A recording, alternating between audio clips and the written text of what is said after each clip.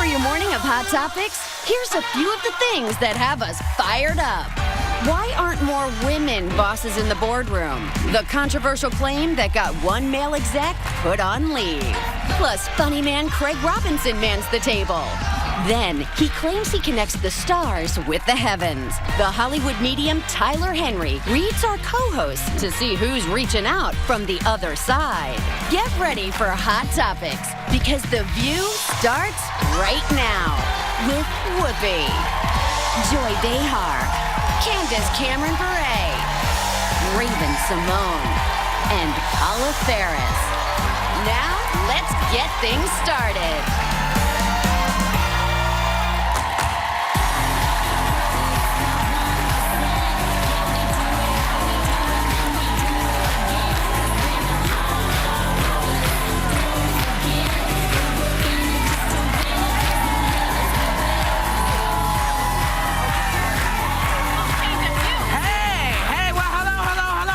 To the View, y'all. Welcome to the View. Welcome to the View. So an advertising executive from advertising giant Saatchi & Saatchi was recently put on leave for saying that the reason more women do not get promoted is because they prize work satisfaction over moving up. And apparently many people got offended by this. It's offensive. Is it? Explain. Well, it makes it like, you know, oh, we don't really want to be promoted because we're just happy with the little crumbs we're getting. Well, actually, you know? he said it's like we're saying we're not judging ourselves by those standards that the idiotic dinosaur like men are judging themselves by, which is why he thinks we enjoy vertical ambition instead of cyclical ambition. And I don't understand that, because I know a lot of women who want to be empowered. Yeah, I know a lot of ambitious women. Some of these men like horizontal There is ambition. one woman that wants. There is a woman that wants to have a very powerful position, right? We have Hillary Clinton wanting to be the president of the United States. But I thought it was very interesting, because whenever you talk about gender in a blanket way, you're already in trouble. So I was offended. Anything in a blanket way. Yeah, anything in a blanket way. Well, he has been removed from the position he had because of this statement. Yeah. But what's interesting is the Harvard Business School conducted a survey, and they basically found that women aren't getting the promotion because they don't want it. And they said that women associate power with stress, burden, and conflicts, and that they're just not interested in it. And that's the Harvard Business School. And who are these women? Because I know each of us, most of us run our own companies. We're always looking to be the power player. Who are these women they're talking about? I will say I was a managing director once in my former life. And when I got promoted, I was very excited about it, until a lot of people started coming into my office with a lot of complaints and crying and a lot to demands. And I started thinking, I really don't need this job. Oh. Yeah, I did. It was very stressful. But if you put a woman in that position and she has the power and she can handle it the way she wants to, she won't be as stressed. It's when you're in that position and then other people are coming at you. Yeah. So, like, you know, being the president, you have the ultimate say. As George Bush said, he's the decider. Remember that? I don't think it's as stressful as being told by other people what to do. I find that. It's like starting your own company rather than being promoted through the ranks and having to run it the way that they want you to. It's like, I like that. I also think things need to change in the workforce. You think about the kind of, I don't want to say archaic, but 9-to-5 ideas of going to offices. If there was a little more flexibility with families, you could also have people making climbs faster. Because if there weren't obligations to be at work, women need to be running the companies in order to make that happen. Because I don't think a lot of guys, it's like, you know, it's like a period. If you don't know, if you've never had cramps, you don't believe it. No, I say this because, you know, other women will get mad at you if they've never had the experience. But they can at least talk to you about it, you know. And I think when you say what needs to happen in the workplace, you know, the things where you have a way to bring your child to work, where you have a way to take care of stuff. I don't think that will happen in male-run companies, and maybe I'm just doing that, but I think they don't think about it the same way that women do. That may be why I was why I found that position difficult, because I wasn't in charge of the entire company. I was in charge of my little space. With 2 kids, a husband, and 2 kids yeah. and When you think with how connected we are these days, the idea that, I know it doesn't work for every industry, but even the fact that they need you in the office from certain times, if you had some flexibility with kids, dropping people off, working from home, there are a lot of things that could better maximize all employees, all parents, all people, if you could. Do you remember the conversation we had about what happens to people who don't have children in the workplace and they see all of this flexibility happening? So this is... They get ticked off. They get ticked off. So it's People get one of jealous. those conversations that probably needs to continue to be had, because, you know, if we're all going to work together, we should be able to help each other in some way. And have some Moving in- empathy. Have some aren't empathy we for moving people. in that direction, though? Aren't we seeing more work-life balance in these big corporations? Aren't we seeing We still haven't gotten over flexible- color of people's and what they're born with in their color. How are we going to get over that? I think we're seeing more flexibility in the workplace. We're seeing some, because we're seeing with Yahoo, you know, the woman who's running Yahoo. We've seen that. No, Yeah, this Meyer. guy was fired. I think he was fired? demoted. He was demoted for this comment. That's a bit rough on the guy. I think so too. You know, it's like, you know, everybody's entitled to their opinion. He could be wrong and a bonehead, but you can tell him that without, you know, Firing taking him, his job. Yeah. He could ask his wife to do some new sexual thing, and she'll say, I'm not that ambitious. I like it how it is. That's right. I like quality of life, which means right. none of you. That's right. That's right. So Cosmopolitan listed things that single people think about their friends' children. Like this story about your baby isn't interesting enough to be 10 minutes long. The stories are 10 minutes. Yeah, I don't understand. Maybe leave the kids at home sometimes. I mean, does this speak to anyone at the table here? I'm not sure. One thing I did not know is when you invite people over with kids, that it's assumed if they have kids that they're invited too. I thought you had to say, if someone invited me over and I was going to bring my child, I'd say, is it okay if I bring this child over? I always ask. It has happened twice to us this year alone, where we noticed when we went to buzz them in on the security camera, we're like, like there's a kid, they're coming, they brought their kid, and we didn't know. In the daytime? Yeah. In the daytime. Well, we're there. To me, I think you take a kid with you. It's like saying leave your leg home. Yeah. You know, I think you can't. It's your baby. I'm It's new your to this. child. No. I'm not. I haven't been a parent long enough to realize that, like the way my mom taught me is, unless your name's on an invitation or someone mentions the name, you don't assume you're included. I didn't realize with kids, these aren't babies on the breast. These are little running. Yeah. things. No, daytime. If it's daytime, I think most people will assume that you can bring the kids, because they, you know, everybody's home taking care of their kids. So, do you but at assume night, that? no. First of all, I don't have my friends why who I'm have asking you. my friends who have kids don't come out of the house and rarely call me over. Yeah. In general, one, they live in other states, but two, when I did live there, it was like too much. But I'm the type of person who doesn't have a kid that's like, give me your kid. I'll make sure they don't she cry. wants You to are have your good kid. with She that. I wants to want have kids so bad, and I feel like kids are over their parents sometimes, just as much as the parents are over their kids. Oh, yeah. So a little loving from a stranger with, you know, That's definitely nice. helps. Very nice. I like you, Mama. I'm just as comfy. love you. I know. They're comfy. Wow. That just totally freaked me out. Sorry. I don't know. Because I thought, did she just offer a breast up? Our next topic will be wet nurses. That's right. Well, let me pick mine up, and because we're going to break. We'll be right back with more Hot Topics. Next, the ladies reveal their personal fashion fails they still won't apologize for. Tomorrow, it's the day we've all been waiting for. It's Friday. Oh yeah, Joy. And we're celebrating with so many epic surprises, we can't even. Bring it on, baby. You just can't miss The View. All new tomorrow on ABC. Still ahead, the hilarious Craig Robinson. Plus, the Hollywood medium reads the co-hosts to see who's reaching out from the great beyond and what he tells them rocks their world. I want to call my mom.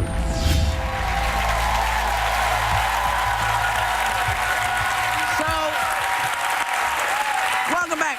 So, a Utah man who's been married for 11 years noticed that his wardrobe, like cargo pants, about 15 pair of cargo pants, kept getting smaller and lower, and then he was down to one. And it turns out his wife was throwing them out. Good. saying she couldn't stand them. Like, is that? That's rude. I think so. That is rude. Okay, so not that I have cargo pants, but back in the day when I was on tour, I had a set outfit that I liked to wear. I was under the age of 13. This is what I liked to wear. Right. And my dancers / play brothers now took my Adidas tennis suit outfit Oh, she's about to cry. and put it underneath the hotel bed and didn't tell me. I got home, I looked for my favorite outfit. This is like Uniform? my uniform. It was my uniform. Yeah. And they took it from me. And I feel, and you know what you should do, sir? You should go buy some more cargo pants. Yeah. You deserve to wear what you want to wear. I don't know why he needs 15 of them. I don't know why he needs 15 Why of do them. you need 15 pairs of shoes? I will say this. My husband has this habit of buying the same pair of black sneakers because after he wears them, works out in them for like 2 months, they're worn down apparently. Do they and smell? he needs another one. They don't smell, but he keeps on buying the same pair. But so what? And they're like 15 of them. So what? I haven't gotten rid of them, but I'm irked by it. Do you remember Why? in the early Because there are too many of them. There are too many. You know what? It's like now, they're when all he there. comes after your shoes, don't say anything. Well, that's why I don't remove them because I do. I try to remove them because I do have things I really like. Like I have 2 dresses that he says they're repeat performers. I wear them all the time, and I've been wearing them for 10 years. Y'all have seen them. You know Oh, which yeah, one. yes. Yeah, you know which I one. know exactly what I wear you're it all the talking time. about. And it's adorable, and it fits you, and you probably can't find another article of clothing that works and I just love as well. it. But 15 pairs? When I went out with Steve in the beginning, he showed up with a pair of bell bottoms. Okay, and this was 1982, not 1972. So I was like, I had to wean him off of them. You don't just throw them out. you can't. You say, sweetheart, you'd look better if those didn't have like flares on the bottom. Stuff like that. And then you buy him another pair of pants. Yeah, And then he'll throw Why? the bell Why? bottoms. Why? I'm the one in Because the they look relationship that had the ridiculous, cargo that's why. pants, and I had a pair that I had for years, and they just had softened to that perfect point. They had holes, but like in like comfortable right places. in all the right places. And my Max never got rid of them, but when I finally did, my brother, my best friend, and my husband cheered. I guess I had Really? been wearing them a lot. But they were your happy They place. were so cute. They hung off my hips and made me feel skinny. Those are the best. I was the same way with Jinko jeans. Remember the big Jinko jeans? Yes, you told me about these. I bought another pair because they stole all What my are pair. Jinko jeans? Jinko jeans were the beast. They're great. They were Really? 30 to 52 inches round on the bottom and all the way up, old school skater style. That was me. Check out my first album, Undeniable. It's not a Janko joke. jeans. Janko jeans, and they're back in style. My mama threw them all away. I know she did. See, We'd like I a have moment of silence shirts. for those Janko jeans and the Adidas jumper. Janko Yes. jeans. Well, if anybody threw my stuff out, I would break their toes. Yeah, you can't throw it. Yeah, no, you can't. No, Can't throw it. listen, if somebody's comfortable, you can't be mad at them. Yeah. You can say, listen, maybe we could trim the bell on the bottom. But we have to figure out a way because that's too much. But when somebody just tosses your stuff, because you do, Yeah, you that's not wear fair. stuff until, that has the gently worn holes in them. You guys know. I have shirts here that are holding on by one thread. No, it's not right. It's not right. It's not right to toss somebody's It's stuff out. disrespectful. Yeah. It is a little weird. But, what are you going to do? So, do you believe that good sex is better than good food? Depends on the dish. What's the food? Depends on the dish, depends on the man. Okay. So let's hold on to that and come back to it. Okay. We'll be right back.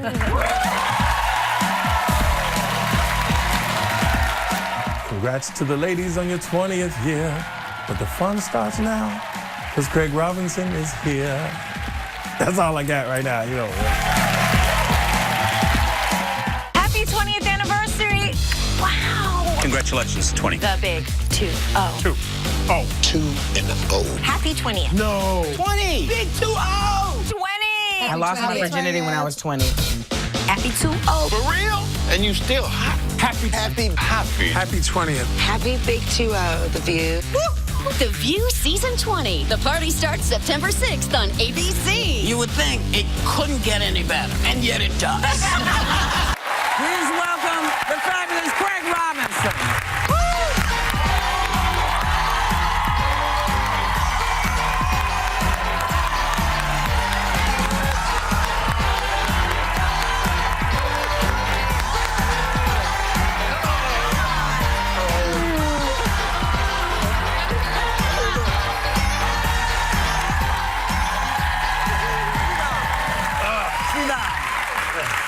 before we start talking about anything else, we were going to do this hot topic about whether one prefers to have good sex or whether one prefers to have good food. What is your opinion about this? At this age, good food. I'm good. You've been on tour or something? A little bit, yeah. What the hell, man? You've been eating. What have you been doing? Yeah, I've been stretching those comedy chops and then also filming Mr. Robot for the first half of the year. So I got really impressive. Yeah. Well, you and your band, and I love this name, The Nasty Delicious. Yes. Recently played in Vegas. Do you still party as hard as you used to? You know what? No. and it's a shame too, because not a shame, because it's like I've been to Vegas so much now. Like it was Friday night and it was 10 o'clock, and I was like, I think I'm gonna go to bed. You know? It's the weirdest thing, because back in the day, I was unheard of. I'd just stay up all It's like 3 the nights. food thing, same thing. Exactly, You're too old. Get a little older. Nasty Delicious, where did that come from? It's actually a food And sex kind of thing? thing. Food and sex thing. But it's kind of like, you ever been eating something that's so good, but you make a nasty face? Yes. That's what it is. Yeah. So you and I have in common. Now, I also was a teacher, and then I became a stand-up comedian, just like you. And you started in the mid-'90s, right? You know how rough it can be. Yeah. Heckled in the beginning, and they torture you. Yes. But now that you're a big famous star, do they still torture you? Well, it's not torture. They still reach out, and they're very nice. They're like, Mr. Robinson, you still inspire us, and it's so good to see you doing your thing. And I always say the same thing. I'm like, hey, I'm not your teacher anymore. Please stop contacting me. That email thing is expired. No, it's great. It's so great. Because, that does happen. And then I had some kids who were amazing musicians, and they sent me some of their recordings and stuff. Nice. It's awesome. Well, you did a fantastic job as a single dad in the new movie Morris from America, and you even won the Special Jury Acting Award at Sundance. Yes. That's huge. Now, you filmed in Germany. Had you been before? I had not been to Germany before. It was my first time. Where did you film?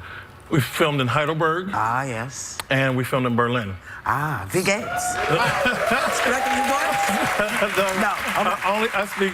I only speak the dialogue that I learned. Right. Which was very interesting, because I play a soccer coach. Right. And in one of the scenes, all the other coaches are yelling, hey, pass, kick, and I'm just yelling what I learned, which is, my wife is dead, but that was in German, Right. Ich war verheiratet, meine Frau ist gestorben. Yeah. Oh, that sounded good. Yeah, well, Right. guys. That like rolled off your tongue. Yeah. Yeah, we filmed in Heidelberg, and it was awesome because they had a fest for everything. It was Oktoberfest. so I got there. Schnudelfest.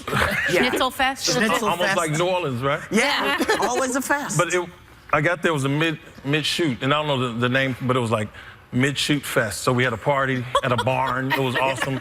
Apparently, everybody's supposed to make out with each other. I missed that part. And then, then we left Heidelberg, and we had Heidelberg Fest. And then the following week, I left, and we had Craig Fest. So it was dope. I want to have a Craig Fest here. I would like to ask you some rapid-fire questions, but could you grace us with the piano while you do this? Oh, yeah. Uh-oh. Right here. Is there a piano? And then there was a piano. Is it on? It says it's on, but I don't see it as being on. Let's turn it off. Try it. Oh, there There it is. We got a hot mic here. If you had a talk show, what would your theme song be?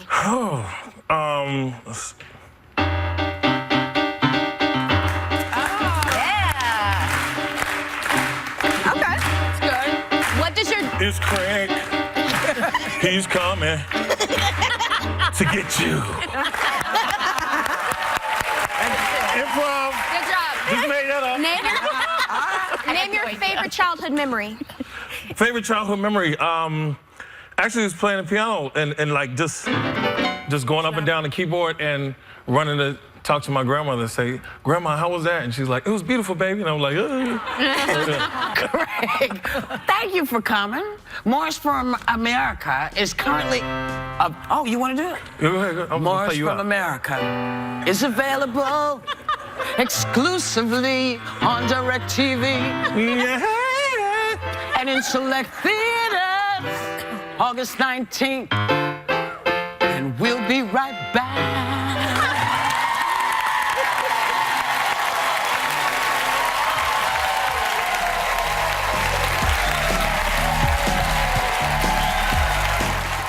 Next, the Hollywood medium Tyler Henry helps our co-hosts contact the other side and makes emotional connections that'll give you chills.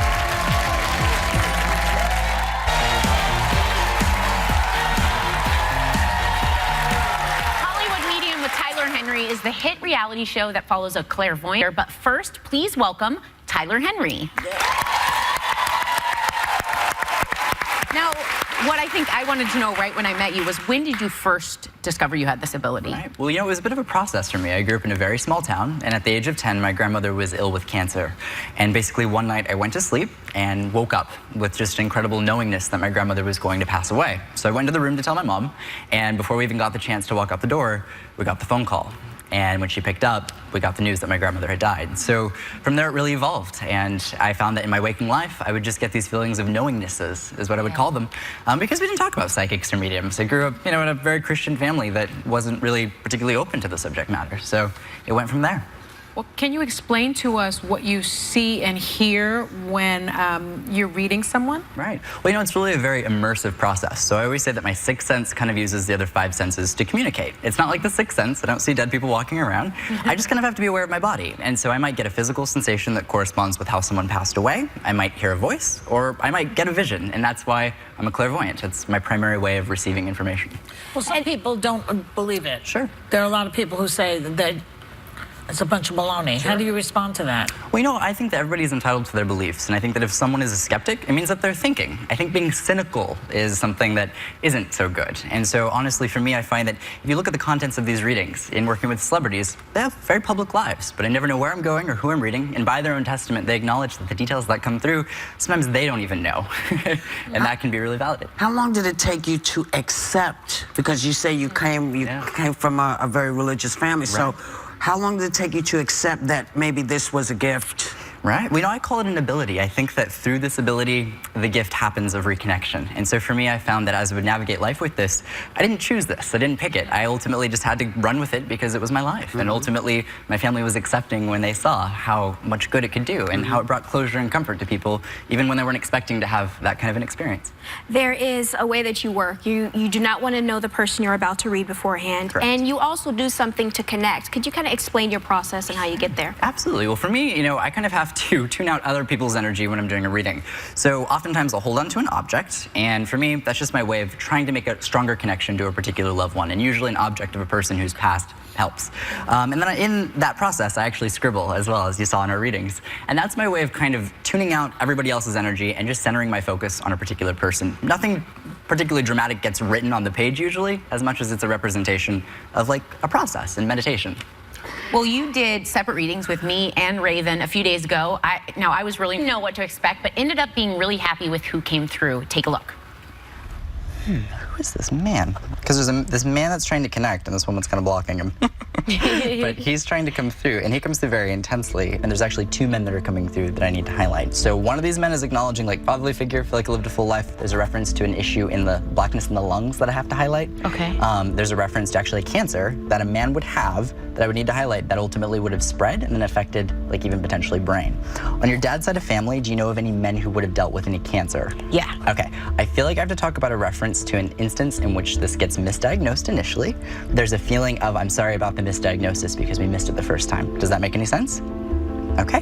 He's having me acknowledge a passing around a holiday, and there's a significance around this happening around a holiday, and I have to talk about not wanting to soil the holiday because of the time that I pass. Does that make sense? Yeah, yeah. So he's having me bring up the fact that he's aware that he feels like he has closure with family, but someone right before he passed had to make a rush, like a rush. He's referencing this rush. There's this feeling of like, I'm not at your bedside, And there's a feeling of like, I have to get there in time, I have to get there in time, I have to get there in time. He's putting a big red X through this and acknowledging there wasn't a need, there shouldn't have had to been that rush, but he's acknowledging this initial geographic distance. Now, when someone is terminally ill with cancer, usually we can kind of assess when they're gonna get close to passing. In his case, there's an acknowledgement of a feeling of, even though health declined, there's still a rush. There's still a feeling of like, we need to get there. And I don't know if everyone necessarily was able to, but he does acknowledge having closure with a good amount of family. So if that's something that applies to somebody, just keep that in mind. Do you know if he was treated at one facility and if he actually switched to another, or if there were two? Well, there are two men this could be, and the story is kind of, one is fitting a grandpa and one is fitting a great uncle, and they were brothers. Let's see. Thank you. Okay, thank you. 40. He's having me highlight a reference to spreading. When they do that, that usually will reference to spreading to the brain. There's an acknowledgement that this spread very rapidly, but do feel like I have to go to my brain with this. Do you know if this spread ultimately in this case? Yeah. Well, the grandpa's the one that had the misdiagnosis. Right. And then by the time it was actually my mom who rushed to my dad's dad. Right. Because she's a nurse, and she rushed to be there with him, and he was in hospital. He died. I see. It went fast once she got there. Right. But my dad never made it. I see. Okay. And we were geographically apart. Apart at the time. Having me reference to a C or K connection. Do you know who Carol would be? Yeah. Okay. Where's the connection with Carol with these two? She was there with my mom. Okay. She's my aunt. I see. Okay. Thank you. There's a reference to a funny joke about an ankle-biting dog. An ankle-biting dog. I have to talk about this little ankle biter, but he's calling it an ankle biter. It's not referring to it by a breed, but it's done in like a joking way. Does that mean anything? Well, yeah, it does. Who did this? That belonged to my Chihuahua. His name was Peter. Wow. And he passed away in November. Oh, I'm so sorry. It's funny. I mean, I don't know how frequently I get references to ankle-biting little dogs. It's like a little funny reference. Oh my gosh. A toothbrush for a dog. And a girl toothbrush for my boy dog. I love it. Please know that that comes through from That's Grandpa. good.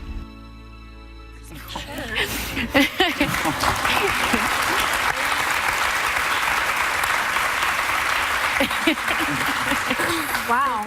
So Sarah, we could see you were emotional during the reading, but you're still emotional now. So what was going through your mind? Well, this is so bad, but I can cry anytime I see my dog. It's so... I know I'm missing the point of that whole spot. There were people involved here, but my dog is like really hard for me. But no, it was really emotional because I was hoping that Peter would come through. Like I kept hoping my dog would come through, and then I didn't see that my grandpa would come through. And everything he was saying, he could never have known. And I had to check some of the facts with my dad, and he was a little like.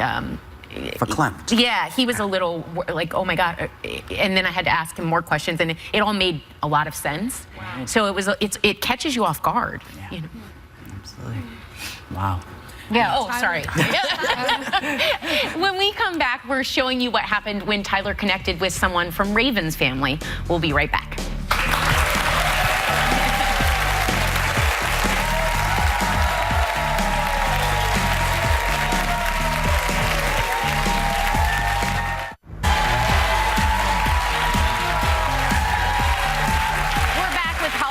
Medium Tyler Henry. Now, you just saw my emotional reading with Tyler, but Raven also sat down with him, and the connections he made really surprised her.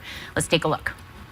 To talk about your mom's side of family, not your dad's, I immediately am going to mom's side. I have this woman who's insisting to come through. Like, she is a force, and she is so strong, and she's so beautiful, and I'm gonna tear up just talking about her. But, like, she's giving me these emotions and these feelings, and the amount of pride that she has for you is immense. Do you know who Louise would be, or Lulu, or that kind of thing? Does that make sense? My grandma Lulu. Awesome. I mean, when she comes through, she was very strong in having to do a lot on her own.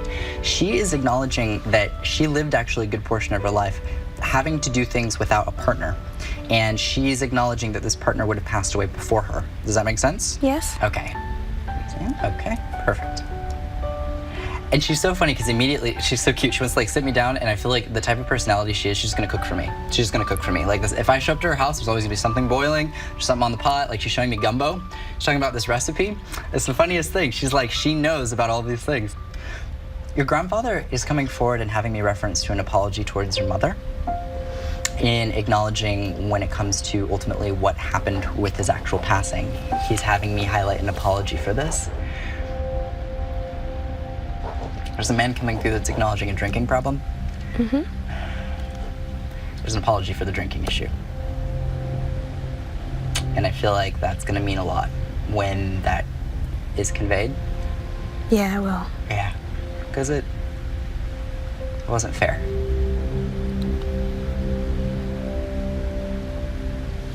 Yeah. But your grandmother comes through immensely, just so incredibly proud. I can't even begin to convey this. And she loves you. It's interesting. This is a strong woman, regardless of. I want to call my mom. Absolutely, you can. I knew this was going to happen. That's why I really wanted to just call my mom.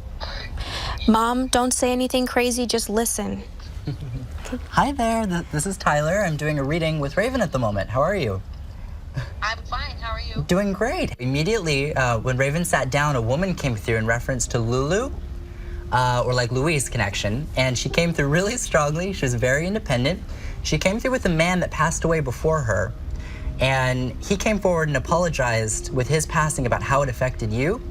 But he came through, and there was a reference to an individual dealing with an alcohol problem, and they feel like there wasn't a fair chance at like really having a relationship to the extent because of this alcoholism or this alcohol problem. But there is a reference to a man, and then he's having me reference to a J name, but it's a unique J name. It's not like James or John. It's like, is there like a J-U connection at all that you know of? Yes. Okay. Whoever that is, I feel like I have to highlight that relationship. But that's coming through, and your mom comes through like she loved to cook. She had me acknowledge that she's aware of the handwritten recipes that she wanted to make sure were passed down, and she talked about making the gumbo, or I feel like I have the stew on the boiler when I come home. Oh my God. And that was her. So she wants you to know how much she loves you, and she's there. And whatever that message was involving that man, I felt like it was important to deliver that he has peace. Okay. You are amazing. Oh, you are so sweet. I'm so glad. Hopefully that helps. Yes, thank you, dear, so much. Of Thank course. You, Raven. I love you, Mom. Love you guys. Take care. Bye. Well, I hope that helps. That did. Thank you. Can I turn over the photo now? You can turn over the photo. Nice. Frank. Oh, wow. That's her dad. Right. Grandma Lulu's dad. I knew it was going to be Grandma Lulu. She's been on my mind for years. Thanks, Grandma Lulu. You're awesome.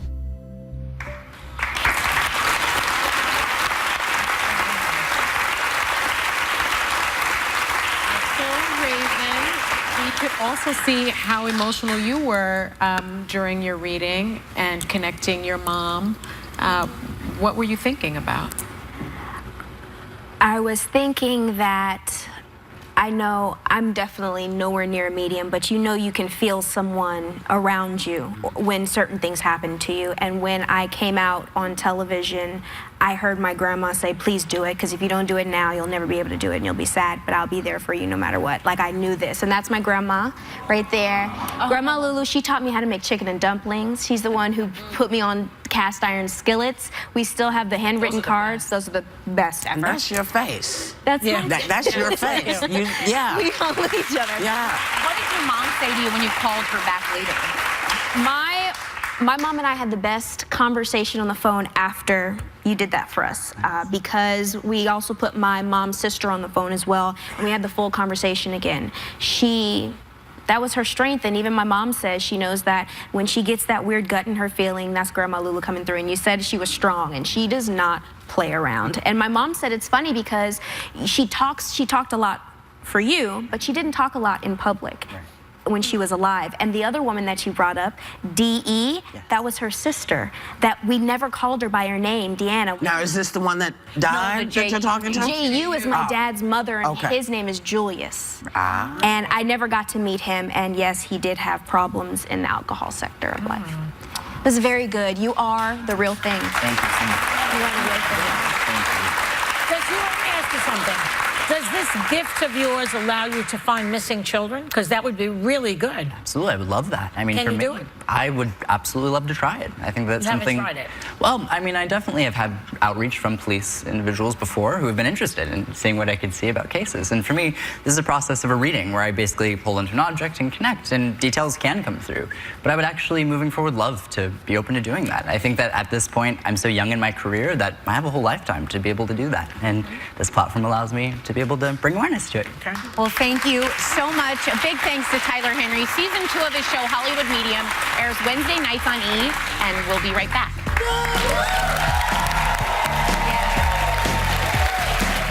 Happy 20th, View. 20? 20! 20. That's how many children I have. The big 2-0. Congratulations. Happy 20th. The View Season 20. The party starts September 6th on ABC. For a fall preview of the hottest looks, coolest gadgets, plus movies, music, and TV shows you're about to become obsessed with. Thanks for coming. We appreciate that you were here. We want to say have a great day and take a little time to enjoy the view. Go ahead.